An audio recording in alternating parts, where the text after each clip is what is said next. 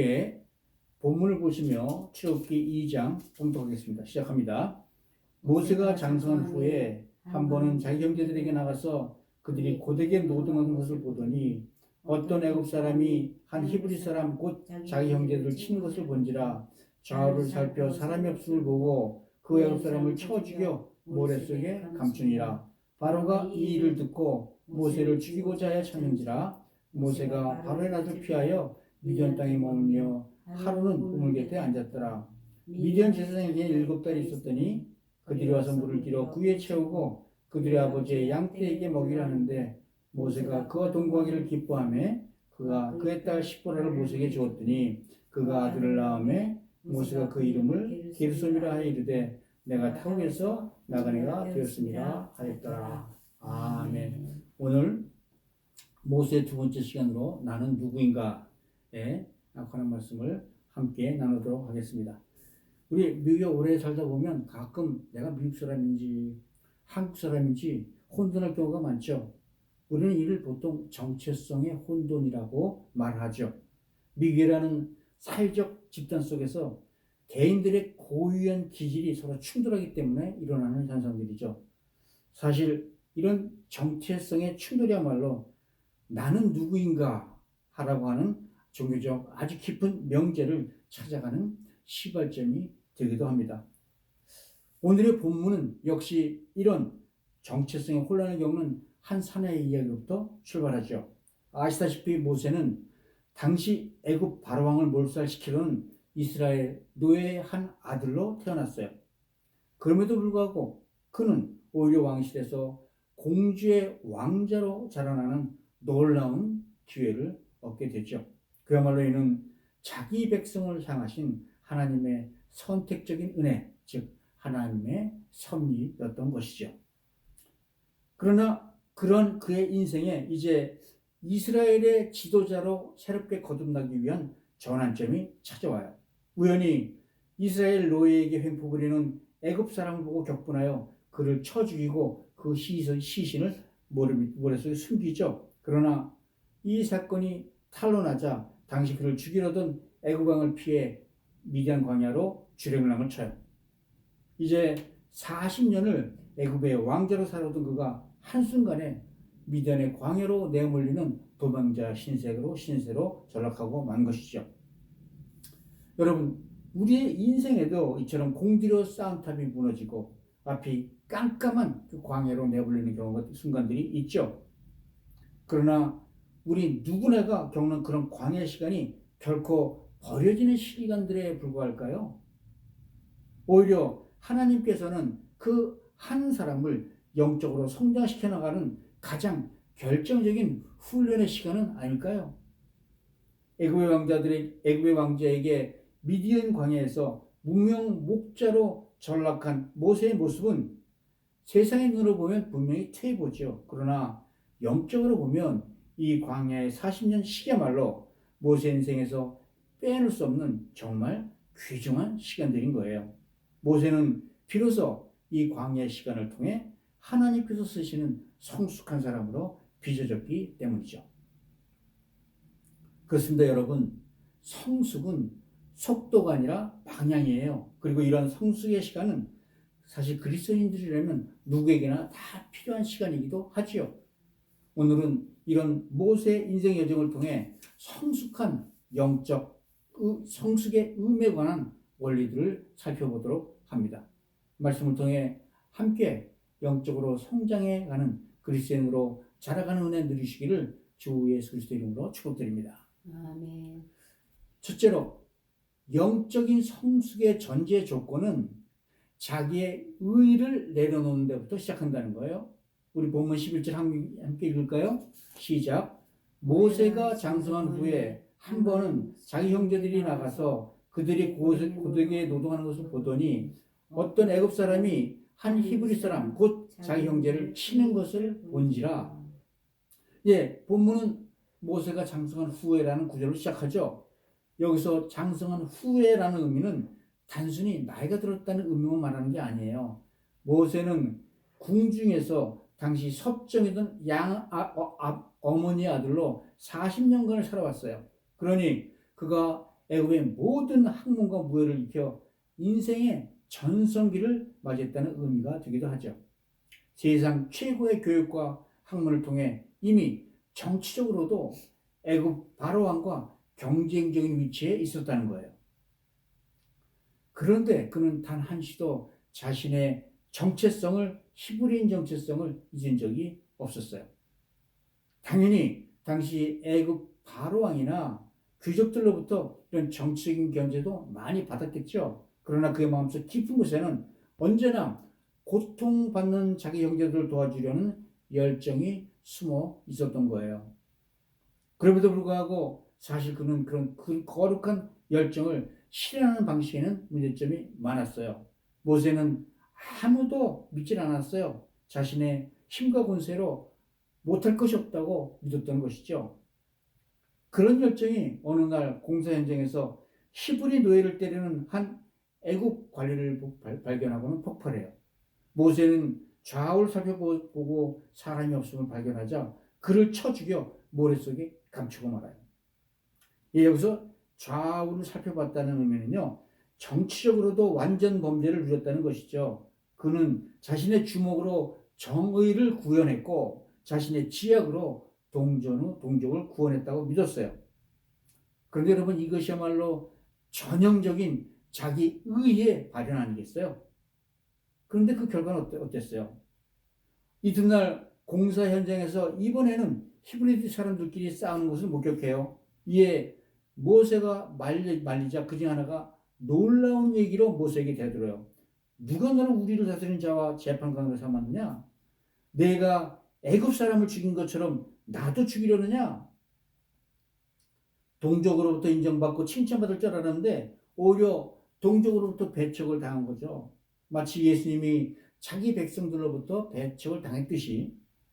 이에 모세는 이 범죄가 탄로난 것을 직감하죠. 성경은 모세가 이를 두려워했다고 기록하고 있습니다. 그렇습니다. 이 영적 성숙의 첫 단계가 바로 이렇게 나의 의의가 무너지는 경험에서 시작하는 거죠. 사실 왕자의 입장에서 아무도 모르게 공사 현장 관리자 하나 때려 죽인 데에서 무슨 문제가 되겠어요? 그러나 바로왕이 이 일을 알고 모세를 죽이려 하자 모세는 곧장 미디안 광야로 도망을 칩니다. 왕궁에서의 40년 공동탑이 무너지는 순간이었어요. 모세는 애굽의 모든 지혜와 권력으로 단 한 명의 백성조차 구원할 수 없음을 뼈저리게 몸으로 느꼈던 거죠. 즉 내가 민족을 위해 아니면 하나님을 위해 무엇인가 할 수 있다라는 그런 자신감이 무너져 버린 거예요. 그렇습니다, 여러분. 영적으로 성숙해가는 인생은요, 결코 탄탄대로만 걷지를 않습니다. 때로는 하나님께서 우리가 의지하던 모든 배경들, 권력, 재력, 인맥 이런 것들을 송두리째 흔드실 때가 있다는 것이죠. 자신의 혈기와 열정과 실력으로 세상을 바꿀 수 있다는 착각이 깨지는 순간이 온다는 거예요. 그런데 이는요, 우리를 망치려는 게 아니라 오직 우리의 믿음을 자라게 하시려는 하나님의 배려의 순간이라는 겁니다. 왜냐고요? 여러분, 혈기를 가지고서는 하나님의 일을 이루어나갈 수 없기 때문이죠. 아멘. 모세의 범죄도 범죄지만 하나님은 그런 모세의 손에서 칼을 빼앗으신 거예요. 그래서 믿는 자들의 실패는 일컬어 위장된 축복이라고도 말하는 거 아니겠어요? 성내는 것으로는 하나님의 일을 이룰 수도 없고 혈과 육으로는 하나님의 나라를 상속받지 못한다는 거죠. 하나님은 혈과 육에 포로된 모세를 광야로 내보내시고 그의 성품을 다듬어내시는 하나님의 섭리가 시작된 거예요. 하나님 우리가 somebody, 누군가가 아니라 아무것도 아닌 존재, nobody임을 깨달으셨을 때 비로소 일하시기 시작하시는 분이심을 믿으시기 바랍니다. 아멘. 사랑하는 성도 여러분, 영적인 성숙이라 함은 내 힘으로 할 수 있다는 자신감이 무너진 때로부터 시작해요. 그래서 성숙한 인생은 자신의 혈기와 의를 내려놓고 자신의 연약함을 인정하고 이에 반응하면서 자라나는 것이죠. 하나님은 우리의 연약함을 통해 하나님의 나라를 이뤄가시는 분이신지를 믿습니다. 아멘. 내 손에 칼 대신 하나님의 손에 붙들려 지팡이를 선택하는 그런 은혜 누리시기를 주 예수 이름으로 축복드립니다. 아멘. 두 번째로 영적인 성숙은 광야에서 배우는 침묵과 인내를 먹어야 성장한다는 거예요. 무작정 미디안 땅으로 도망친 모세는 한 우물가에 도착하자 비로소 한숨을 돌리고 앉지요. 왕궁의 화려한 침소 대신에 거친 모래바닥, 자갈바닥에 앉은 그에게 하나님의 새로운 훈련의 과정이 시작된 거예요. 이때 하나님은 일단의 사람들을 모세에게 보내시죠. 우리 16절 함께 읽을까요? 시작. 미디안 제사장에게 7달 있었더니 그들이 와서 물을 길어 위에 채우려고 하고 그들의 아버지의 양떼에게 먹이려 하는데, 우물가에서 모세는 물을 위에 채우고 양떼를 먹이려는 미디안 제사장의 딸들을 만나요. 그런데 갑자기 나타난 한때 악당 목자들이 그녀를 괴롭히자 모세는 그녀를 도와 그 악당들을 물리치죠. 이전에 모세라면 애굽의 왕제의 권위로서 아마 모른 체 했겠지만 이제 달라진 것이죠. 오히려 모세는 이름 없는 나그네로서 약한 자를 도와가는 종의 모습까지 보여주고 있는 거예요. 그렇습니다. 성숙하다는 것의 증거는 타인의 아픔에 공감하고 연약한 자를 섬기는 능력에서 나타나는 거예요. 이 사실을 들은 딸들의 아비 제사장, 미디안 제사장 르우엘, 후에 이드로라는 이름으로 나오죠. 르우엘은 모세를 기꺼이 집으로 초대해요. 그리고 르우엘은 그의 딸 시브라와의 혼사를 추진하죠. 이렇게 모세는 미디안 광야에서 미디안 제사장의 대를 사이로 가정을 꾸리고 거기에 정착을 합니다.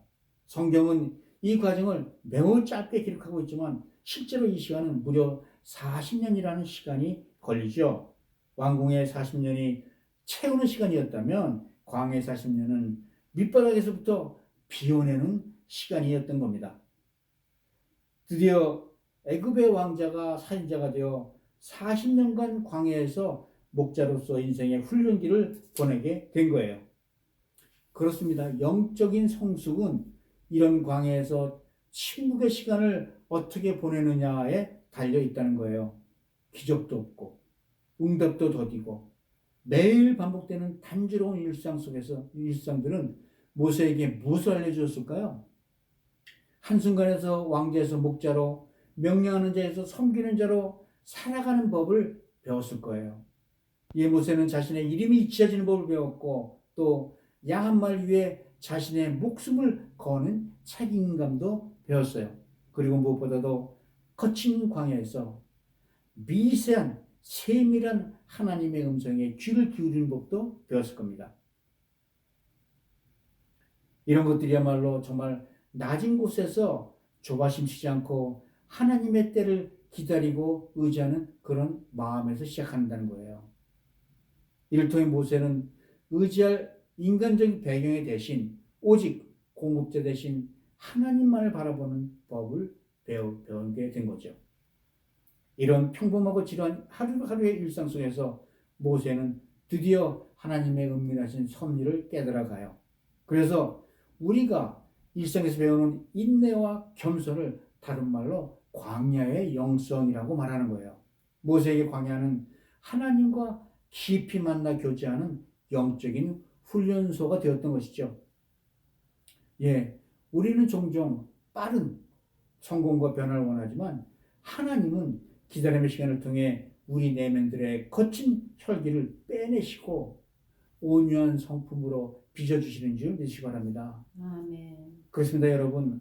하나님은 급하게 서두르지 않으세요. 우리를 성숙하게 하기 위해서 하나님은 때로 우리를 그 인생의 우물가에 오랫동안 앉혀주시는 분이세요. 그래서 광야에서 기다림은 결코 낭비가 아니라 하나님의 때를 기다리는 영적인 준비를 하는 시간이라는 것이죠. 아멘. 조급함을 버리고 하나님의 때, 카이로스의 때를 기다릴 줄 아는 사람, 그가 바로 영적으로 성숙한 사람인 줄 믿습니다. 아멘. 우리 모두 침묵과 인내와 겸손으로 카이로스의 때, 하나님의 때를 마주하는 은혜 누리시기를 주의 이름으로 축복드립니다. 아멘. 셋째, 이러한 영적인 성숙함은 자신의 정체성을 재정립함으로 나타나죠. 우리 본문 22절 함께 읽을까요? 시작. 그가 아들을 낳음에 모세가 그 이름을 게르손이라 하여 이르되 내가 타국에서 나그네가 되었음이라 하였더라. 아멘. 여기서 모세는 자신의 40년간의 삶을 자신의 아들의 이름을 통해 고백하고 있는 거예요. 게르손이라는 이름의 뜻은 내가 거기서 나그네가 되었다라는 의미예요. 즉 모세의 이 고백이야말로 이제 그가 영적으로 성숙한 단계에 이르렀음을 나타내는 고백이기도 하죠. 다른 말로 이 고백은 모세가 비로소 자신의 진정한 정체성을 찾았음을 보여주는 것이기도 하는 것입니다. 모세는 자신이 애굽 왕국에 있을 때는 스스로를 이 세상 주인의 왕제 정체성으로 살아갔어요. 그러나 막막한 광야에서 그는 애굽 왕금의 화려함이 자기의 것이 아님을 알았고 나아가 자신의 삶조차 이 땅에 잠시 머물다가는 나그네라는 사실을 깨달았다는 거예요. 그렇습니다. 영적으로 성숙한 사람들은 눈에 보이는 이 세상의 영화와 권세에 소망을 두지 않아요. 세상이 나를 어떻게 평가해야 해도 그 평가에 휘둘리지도 않습니다. 우리 눈에는 보이지 않지만 오직 나를 만드시고 창조하신 하나님의 섭리에 따라 오늘 하루하루를 살아갈 따름이지요. 자신의 부족함을 인정하고 자신이 하나님의 존재가 없으면 살아갈 수 없는 존재임을 고백하는 그런 사람이 바로 영적으로 성숙한 인생을 사는 사람인 줄 믿습니다. 아멘. 그렇습니다. 이런 영적인 성숙함은 이런 나그네길을 인도하시고 함께 하시는 하나님만을 따라가는 데 있어요. 이 세상에서 겪는 고난과 핍박을 통해 우리는 비로소 이 땅은 내가 정말 영원히 머물 것이 아니구나. 나의 진짜 본향은 하나님의 나라에 있구나. 라는 사실을 직감하게 된다는 거예요. 이는 하나님을 향해 이제 나는 정말로 가진 것이 하나도 없어요 하는 일종의 항복 선언문이나 마찬가지라는 것이죠. 그런데 우리는 여러분 종종 내가 가진 직분, 내 재산, 내 건강, 내 학력을 내 정체성으로 착각해요. 하지만 하나님은 진정한 사명사로 세우시기에는 앞서 반드시 우리를 게르솜의 자리로 인도하시는 줄 믿습니다. 아멘. 다른 말로 게르솜으로 산다는 의미는 이 세상에서 깊이 뿌리를 내리지 않는다는 것을 뜻하는 거죠. 그런데 오늘날 수많은 그리스도인들은 이 땅을 마치 본향인 것처럼 여기고 여기에 뿌리를 내리고 살아가려고 투쟁해요. 더 높은 집, 더 높은 지위, 더 안전하고 튼튼한 성, 가인의 성읍을 쌓으며 살아가려고 애쓴다는 것이죠. 하기야 수많은 목회자들까지 기독교 신앙을 현세적 복락의 수단이라고 가르치니 사실 누구를 나무랄 수도 없는 입장이죠. 그러나 이런 말들은 다 틀린 말들이에요. 진정한 복음은 우리를 거룩한 나그네로 인정하면서부터 시작한다는 거예요. 그래서 바울은 빌립보 3장 19절 20절에서 우리 믿는 자에 대해서 이렇게 정의합니다. 세상의 마침은 멸망이요 그들의 신은 배요 그 영광은 그들의 부끄러움에 있고 땅의 일을 생각하는 자라. 그러나 우리의 힘이 큰 하늘에 있는지라 거기로부터 구원하는 자 곧 예수 그리스도를 기다리노니. 아멘. 그렇습니다. 성경은 성도를 이 땅의 시민이 아니라 하늘의 시민권자라고 선포하는 줄 믿습니다. 아멘.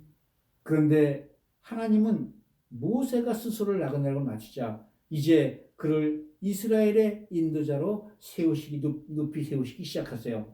이제 혈기의 모세는 가고 하나님의 인도 없이는 한 걸음을 뛸 수도 없는 겸손의 모세가 탄생한 거예요. 이는 자신의 능력을 내세우지 않고 오직 하나님의 주권 아래 한껏 낮아지는 자세를 의미하는 거죠. 스스로 높아지려고 애쓰는 것이 아니라 하나님께서 정하신 때까지 믿고 기다리는 믿음의 사람이 되었다는 의미예요. 그러므로 성숙한 신앙이란 나약함으로 하나님의 강함을 온전히 받아들이는 상태를 의미하는 것이죠. 사도 바울은 이를 내가 약할 때 그리스도의 능력으로 나를 강하게 하시는 하나님의 은혜라고 표현했죠. 예수님 또한 이를 누가복음 14장 11절에서 이렇게 말씀하세요. 무릇 자기를 높이는 자는 낮아지고 자기를 낮추는 자는 높아지리라. 아멘. 여러분, 하나님은 자신을 스스로 낮추는 자들을 높이시는 분이심을 믿으시 바랍니다. 이것이 바로 게르솜 나그네 정체성을 가진 자들이 이 땅에 살아가는 방식인 줄 믿습니다. 아멘. 우리 모두 자신을 온전히 하나님께만 의탁하는 그런 은혜 누리시기를 주 이름으로 축복드립니다. 아멘. 이제 말씀을 맺죠. 사랑하는 성도 여러분, 나그네 짐이 무거우면 어떡할까요? 나그네 짐은 가벼워하는 것이죠. 영적으로 성숙한 인생은 언제든지 주님이 오라 하시면 즉시 그 자리를 떠나 주님을 따라가는 나그네 인생이라는 거예요.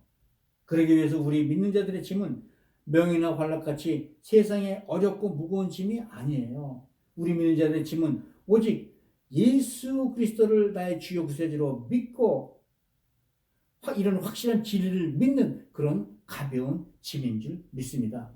아멘. 예수님은 마태복음 11장 28절에서 우리를 향해 이렇게 말씀하세요. 수고하고 무거운 짐진 자들아 다 내게 오라. 내가 너희를 쉬게 하리라. 아멘. 나는 마음이 온유하고 겸손하니 나의 멍에를 지고 내게 배우라. 그리하면 너의 마음에 쉼을 얻으리니 이는 내 멍에는 쉽고 내 짐은 가벼움이라. 아멘. 진리를 따라 쉽고 가벼운 짐을 지고 주님을 따라가므로 주 안에서 안식을 누리는 은혜 누리시기를 우리 주 예수 그리스도의 이름으로 축복드립니다.